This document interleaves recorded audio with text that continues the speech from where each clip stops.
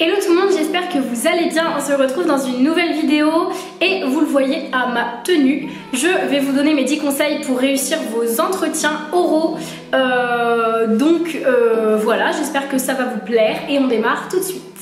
Donc je vais d'abord prendre mon petit carnet YouTube où sont notées toutes les vidéos à venir, toutes les vidéos que je dois poster, les deadlines que j'ai pour des posts Instagram, etc. Et le contenu évidemment de toutes les vidéos que je prépare. Et j'ai retrouvé la petite page.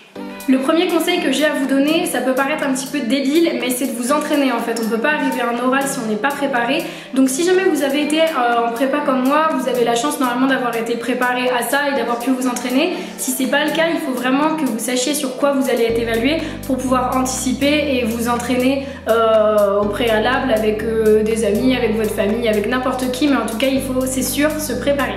La deuxième chose qui est pour moi vraiment hyper importante, c'est d'être sincère. Quand vous faites un entretien oral, ça va se voir direct si vous essayez d'enjoliver tout ce que vous dites, si vous essayez de commencer à mentir, etc.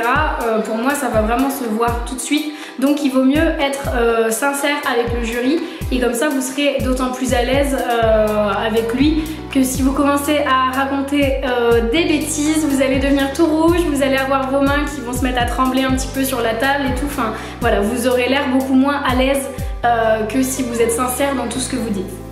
Le troisième conseil que j'ai à vous donner, c'est de rester pro, c'est-à-dire ne pas essayer de s'immiscer un petit peu dans la vie du jury, pas poser des questions trop déplacées, voilà, restez professionnel. Vous pouvez rigoler un petit peu, voilà, si vous sentez qu'il y a le feeling avec le jury, mais essayez toujours de garder une petite distance. Parce que clairement le jury ils sont pas là pour être vos potes, donc il faut toujours garder cette distance même si on s'entend bien, parce que si jamais vous passez un petit peu trop de l'autre côté, que vous êtes peut-être un peu trop à l'aise avec eux, ça va se sentir et clairement vous serez mal noté. Le quatrième conseil que j'ai à vous donner, c'est très important, c'est de regarder dans les yeux. Quand vous parlez, vous pouvez pas vous mettre à parler et regarder sur le côté, regarder vos mains ou regarder en l'air, non voilà. Vous parlez à quelqu'un, donc essayez de fixer la personne dans les yeux. Alors c'est pas facile comme il y en a deux. Mon père il m'avait donné une petite technique, c'est de regarder ici quand vous parlez à quelqu'un. De regarder juste là et comme ça on a vraiment la sensation que vous regardez dans les yeux quand vous parlez. Voilà, moi je sais qu'en entretien j'avais un petit peu tendance à regarder un peu à droite à gauche, voilà, quand j'étais un peu mal à l'aise, mais essayez de fixer un point sur le visage de la personne. Alors évidemment par exemple si elle louche, ne fixez pas l'œil qui louche, enfin ça va se voir direct, ou si jamais je sais pas elle a un défaut au niveau de la bouche, fixez pas ce défaut là, mais en tout cas essayez de regarder dans les yeux et du coup moi je vous conseille de regarder là, c'est ce qui est encore le plus simple quand vous parlez à quelqu'un. Si jamais il y a plusieurs personnes aussi, essayez de changer un petit peu. Par exemple, vous êtes en train de répondre à la question du monsieur qui est sur la gauche, je dis un exemple tout bête. Et par exemple, s'il y a 3 personnes, essayez de regarder un petit peu le monsieur quand vous répondez, mais de regarder aussi les autres pour donner l'impression que vous les faites participer aussi. Le cinquième conseil que j'ai à vous donner, il est primordial, c'est de sourire. Que ce soit un entretien en visuel ou un entretien téléphonique, souriez. Ça s'entend dans l'intonation. Vous voyez par exemple si je vous dis « Oh, je m'appelle Daphné » et si je vous dis « Je m'appelle Daphné », ça fait pas du tout la même intonation, même au téléphone et encore moins en vrai. Donc si vous passez des entretiens oraux, c'est que vous avez envie certainement qu'il y ait des conséquences derrière. Vous avez envie peut-être d'intégrer une entreprise, d'intégrer une école, enfin peu importe. Quand vous passez des entretiens oraux, vraiment souriez, ça donne une bonne intonation dans la voix et en plus ça montre que vous émettez des bonnes vibes, tout ça. Donc franchement, n'hésitez pas, grand sourire, je vous dis pas d'être tout le temps comme ça. Mais franchement, quand vous parlez, voilà, soyez content d'être là, soyez fiers de ce que vous êtes et voilà, juste souriez. Le sixième conseil que j'ai à vous donner, c'est de savoir rebondir sur ce que le jury vous dit. Je vous donne un exemple concret. Imaginons que vous parliez d'un sport que vous avez fait et le jury va vous poser une question dessus et juste avant il va dire « Ah ben moi j'ai une question par rapport à ce sport puisque j'en ai fait aussi ». Il vous pose la question. Vous répondez à la question et tout de suite après vous pouvez dire « Ah mais vous en avez fait aussi, vous en avez fait combien d'années, vous jouiez à quel niveau ?» Voilà, ça peut être des trucs tout bêtes, mais il faut savoir un petit peu rebondir sur ce que le jury va dire et pas se cantonner à juste répondre aux questions comme ça. C'est aussi une manière de montrer que vous êtes à l'aise et que vous vous intéressez aux autres. Le 7e conseil que j'ai à vous donner, c'est de ne pas en dire trop, dans le sens où, par exemple, si vous parlez, je sais pas, d'une expérience professionnelle que vous avez eue, laissez l'occasion au jury de pouvoir vous poser des questions. Si jamais vous anticipez déjà les questions et que vous en dites vraiment trop, que vous développez tout, et ben, le jury il saura plus du tout quoi vous demander. L'idée, c'est de lancer un petit peu des pistes comme ça au jury, et c'est le jury en fait qui va saisir celle qu'il a envie d'exploiter et donc va vous poser des questions dessus. Évidemment des sujets sur lesquels vous êtes à l'aise, mais voilà, moi je vous conseille d'en dire suffisamment pour expliquer quelque chose, mais de passer sous silence certains aspects pour que le jury puisse rebondir dessus.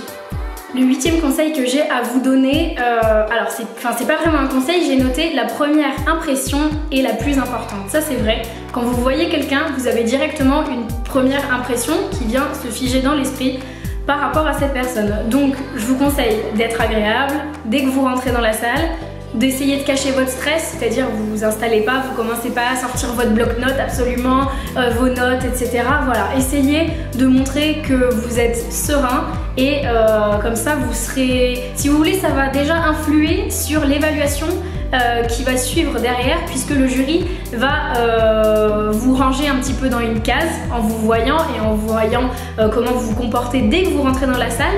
Donc essayez de rester naturel, mais pensez aussi que votre entrée dans la salle c'est super important, puisque c'est vraiment cette première impression. Le jury il vous connaît pas, donc évidemment il va apprendre à vous connaître un petit peu derrière avec ce que vous allez dire, mais quand vous rentrez dans la salle, c'est vraiment la première impression qui va compter. Donc jouez là-dessus, au niveau vestimentaire, au niveau de l'aspect gestuel aussi. Voilà, pensez à ça. Le 9e conseil que j'ai à vous donner, c'est tout simplement de vous adapter. Moi, quand j'étais en prépa, j'avais une prof qui nous avait dit qu'il ne fallait pas serrer la main au jury pour les oraux d'école de commerce, puisque j'étais en prépa commerce pour ceux qui ne savent pas. Et en fait, il s'est avéré que je suis arrivée à mon premier entretien.